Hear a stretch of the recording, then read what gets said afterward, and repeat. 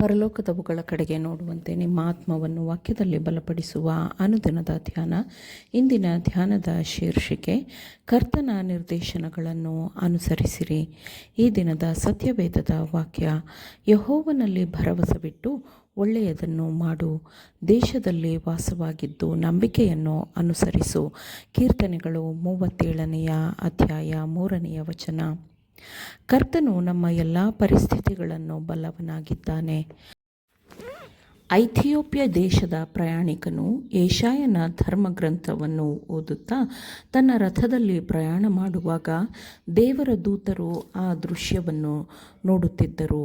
ಶಿಷ್ಯರಲ್ಲಿ ಒಬ್ಬನನ್ನು ರಥದಲ್ಲಿರುವವರನ್ನು ಭೇಟಿ ಮಾಡಲು ಕಳುಹಿಸಲಾಗಿತ್ತು. ಶಿಷ್ಯನು ತಿಳಿಸಲ್ಪಟ್ಟ ಸ್ಥಳಕ್ಕೆ ಬಂದಾಗ ಅವನು ಧರ್ಮಗ್ರಂಥವನ್ನು ಓದುತ್ತಿದ್ದ ಒಬ್ಬ ಮನುಷ್ಯನನ್ನು ಕಂಡನು. ಶಿಷ್ಯನಾದ ಫಿಲಿಪ್ಪನು ಇದನ್ನು ನೋಡಿ, ಎಲೈ, ನೀನು ಓದುವುದು ನಿನಗೆ ತಿಳಿಯುತ್ತದೋ ಅನ್ನಲು ಅವನು, ಯಾರಾದರೂ ನನಗೆ ಅರ್ಥ ತಿಳಿಸಿಕೊಟ್ಟ ಹೊರತು ಅದು ನನಗೆ ಹೇಗೆ ತಿಳಿದೀತು ಎಂದು ಹೇಳಿದನು. ಆಗ ಫಿಲಿಪ್ಪನು ಅವನಿಗೆ ಧರ್ಮಶಾಸ್ತ್ರವನ್ನು ತೆರೆದು ಹೇಳಿಕೊಟ್ಟನು. ಇದನ್ನು ಕೇಳಿ ಆ ಮನುಷ್ಯನು ನಂಬಿದ ನಂತರ, ನನಗೆ ದೀಕ್ಷಾಸ್ನಾನವಾಗುವುದಕ್ಕೆ ಅಡ್ಡಿಯೇನು ಎಂದು ಆ ಐಥಿಯೋಪ್ಯನು ಶಿಷ್ಯನನ್ನು ಕೇಳಿದನು.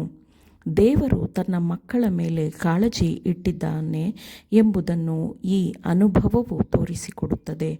ಆ ಮನುಷ್ಯನ ಮನಸ್ಸನ್ನು ಧರ್ಮಗ್ರಂಥದ ಕಡೆಗೆ ತಿರುಗಿಸಿದುದು ದೇವರಾತ್ಮನೇ ಆಗಿದ್ದಾನೆ. ಆದರೆ ಆ ಮನುಷ್ಯನಿಗೆ ಅದರ ಅರ್ಥವನ್ನು ತಿಳಿದುಕೊಳ್ಳಲಾಗಲಿಲ್ಲ. ಆಗ ದೇವರು ತನ್ನ ಸೇವಕರಲ್ಲಿ ಒಬ್ಬನನ್ನು ಕಳುಹಿಸಿ ಆ ಮನುಷ್ಯನ ಮನಸ್ಸಿಗೆ ಬೆಳಕನ್ನು ಚೆಲ್ಲುವಂತೆಯೂ ಆ ಮನುಷ್ಯನಿಗೆ ಅರ್ಥ ಮಾಡಿಸಿಕೊಡುವಂತೆಯೂ ಹೇಳಿ ಕಳುಹಿಸಿದನು. ನನಗೆ ದೀಕ್ಷಾಸ್ನಾನವಾಗುವುದಕ್ಕೆ ಅಡ್ಡಿಯೇನು ಎಂದು ಆ ಐಥಿಯೋಪ್ಯನು ಕೇಳಿದಾಗ, ಈ ಮನುಷ್ಯನು ನಂಬಿಕೆಯನ್ನು ಹೇಗೆ ದೃಢವಾಗಿ ಹಿಡಿದಿದ್ದಾನೆ ಎಂದು ತಿಳಿದುಕೊಳ್ಳಲು ಫಿಲಿಪ್ಪನು ಕಾಯಲಿಲ್ಲ. ನೀನು ನಿನ್ನ ಹೃದಯಪೂರ್ವಕವಾಗಿ ನಂಬುವುದಾದರೆ ಆಗಬಹುದು ಎಂದು ಹೇಳಿದನು. ಅದಕ್ಕೆ ಅವನು ಪ್ರತ್ಯುತ್ತರವಾಗಿ, ಯೇಸುಕ್ರಿಸ್ತನನ್ನು ದೇವಕುಮಾರನೆಂದು ನಾನು ನಂಬುತ್ತೇನೆ ಎಂದು ಹೇಳಿ ರಥವನ್ನು ನಿಲ್ಲಿಸುವುದಕ್ಕೆ ಅಪ್ಪಣೆ ಕೊಟ್ಟನು. ಆಗ ಅವರಿಬ್ಬರೂ, ಅಂದರೆ ಫಿಲಿಪ್ಪನು ಕಂಚುಕಿಯು, ನೀರಿನೊಳಗೆ ಇಳಿದರು. ಫಿಲಿಪ್ಪನು ಆ ಕಂಚುಕಿಗೆ ದೀಕ್ಷಾಸ್ನಾನ ಮಾಡಿಸಿದನು. ನಮಗೆ ದೇವರು ನೇಮಿಸಿರುವ ಸ್ಥಾನವನ್ನು ನಾವು ಪ್ರತಿಯೊಬ್ಬರೂ ತುಂಬಬೇಕೆಂದು ದೇವರು ಬಯಸುತ್ತಾನೆ. ನಾವು ಸರಳತೆ ಮತ್ತು ಭಕ್ತಿಯಿಂದ ನಡೆಯುತ್ತಾ ಮಗುವು ತನ್ನ ಈ ಲೋಕದ ತಂದೆ ತಾಯಿಯನ್ನು ನಂಬುವಂತೆಯೇ ದೇವರನ್ನು ನಾವು ನಂಬುವುದಾದರೆ ನಮಗೆ ದೇವರು ನೇಮಿಸಿರುವ ಕೆಲಸವನ್ನು ಮಾಡಲು ದೇವರು ನಮಗೆ ಅನುವು ಮಾಡಿಕೊಡುತ್ತಾನೆ. ನಾವು ದೇವರನ್ನು ಪೂರ್ಣ ಹೃದಯದಿಂದ ಹುಡುಕಿದರೆ ದೇವರು ನಮಗಾಗಿ ಕೆಲಸ ಮಾಡುತ್ತಾನೆ. ದೇವರೇ ನಮ್ಮ ಸೃಷ್ಟಿಕರ್ತನೆಂದು ನಮ್ಮ ಆತ್ಮಗಳನ್ನು ಆತನಿಗೆ ಮೀಸಲಿಟ್ಟರೆ, ಒಪ್ಪಿಸಿದರೆ, ಕರ್ತನು ನಮಗಾಗಿ ತನ್ನ ರಕ್ಷಣೆಯ ಯೋಜನೆಯನ್ನು ನಮ್ಮಲ್ಲಿ ಸಾಧನೆಯಾಗುವಂತೆ ಮಾಡುತ್ತಾನೆ.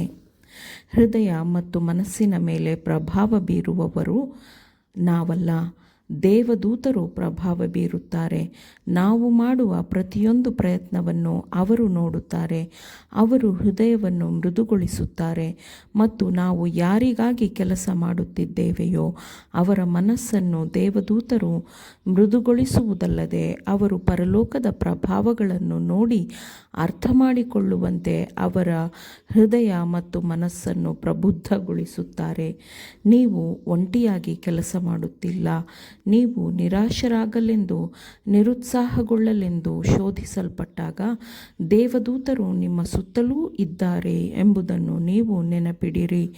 ಭೂಮಿಯು ತನ್ನ ಸಂಪತ್ತನ್ನು ಕೊಡುವಂತೆ ದೇವದೂತರು ಈ ಭೂಮಿಗೆ ಸೇವೆ ಸಲ್ಲಿಸುತ್ತಾರೆ. ಈ ಬೋಧನೆಗಳನ್ನು ನಮ್ಮ ಜನರಾದ ನಿಮಗೆ ಕೊಡಲು ನಾನು ಪ್ರಯತ್ನಿಸುತ್ತಿದ್ದೇನೆ. ಜನರು ದೇವರ ಚಿತ್ತವನ್ನು ನೆರವೇರಿಸಿದರೆ ಏನನ್ನು ಸಾಧಿಸಬಹುದು ಎಂಬುದನ್ನು ಅವರು ಅರ್ಥ ಮಾಡಿಕೊಳ್ಳಬೇಕು ಎಂದು ನಾನು ಬಯಸುತ್ತೇನೆ. ಬೋಧನೆ ಸೂಚನೆಗಳನ್ನು ನೀಡಿದವನು ದೇವರೇ ಆಗಿದ್ದಾನೆ. ಆತನ ನಿರ್ದೇಶನ ಮಾರ್ಗದರ್ಶನಗಳನ್ನು ಪಾಲಿಸೋಣ, ಅದರಂತೆ ನಡೆಯೋಣ. ಆಮೇನ್. ದೇವರ ವಾಕ್ಯಗಳನ್ನು ಶ್ರದ್ಧೆಯಿಂದ ಆಲಿಸುವವರು ಮಾತ್ರವೇ ಆಗಿರದೆ ಪಾಲಿಸುವವರು ಆಗಬೇಕೆಂದು ನಿಮ್ಮನ್ನು ಉತ್ತೇಜಿಸುತ್ತೇನೆ. ಪರಿಶುದ್ಧಾತ್ಮನ ಸಹಾಯದಿಂದ ಆಲಿಸಿದ ನಿಮ್ಮೆಲ್ಲರಿಗೂ ಧನ್ಯವಾದಗಳು. ಮತ್ತೆ ದೈನಂದಿನ ಧ್ಯಾನಕ್ಕಾಗಿ ನಾಳೆ ಸಂಧಿಸೋಣ. ಆಮೇನ್.